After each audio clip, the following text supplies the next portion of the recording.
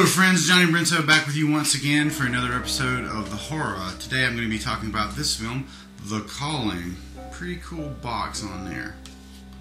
Pretty cool box, and it actually was appealing to me, and that's why I bought it.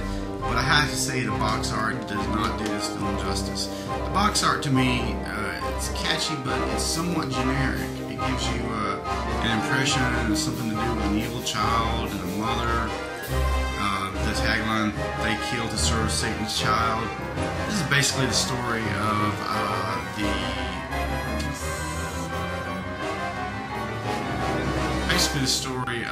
the Antichrist coming into the world, and wow, I have to say, it really exceeded my expectations. This is one of those films, like, literally hundreds of others that I have in my VH collections. Where, in the 80s somehow I missed the film, and I'm thinking to myself, well, that's worth $1 to throw in the old library and see if I ever get around to watching it. And if I do, maybe I'll discover something cool. This is just the kind of film that makes me collect, VHS, because it actually delivered on many, many levels. Particularly good casting and performances all around. All of the leads really, really did a great job. And,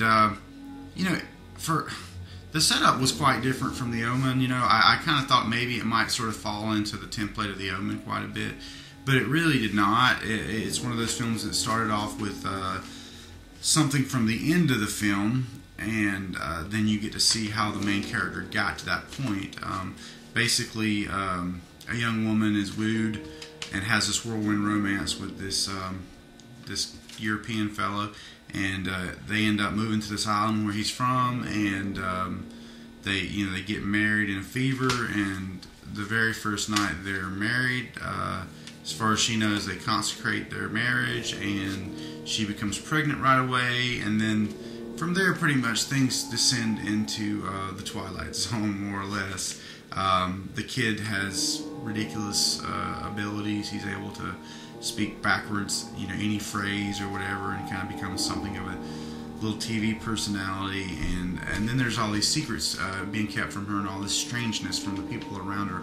Almost like The Wicker Man, for example, would be a good instance of another film where it has a similar vibe during the setup, and I thought that was a great film. It's like, what's going on here? These people crazy. It's too bad to get the hell out, But it kind of had the same vibe, and you're asking yourself, why doesn't she leave? Oh, well, it's her kid, But so basically, she goes on to have this kid, and ultimately he's taken away from her, and she discovers some very nasty things about people from the island.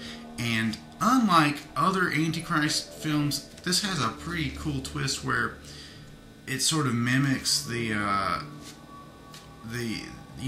story of the Bible, basically, and in a lot of ways, where Jesus came to earth and was crucified and was resurrected.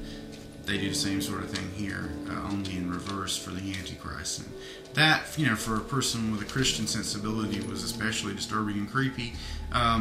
I can take it for what it is. It's a fiction, and it, is meant to. It's meant to disturb you. So on that level, it definitely worked. Just some standout acting, and really, really excellent casting. Good story. I don't want to totally spoil it for you if I haven't already. Hopefully, I haven't. I would say that, wow, something's going on. I would say that this is a good film, and I definitely rank it very highly among my VHS library.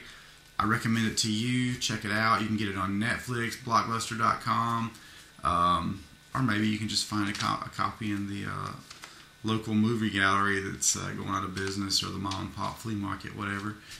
Worth having. I paid $1 for this. Money well spent, my friends. Hope you enjoy it, and talk to you soon. Thanks for watching.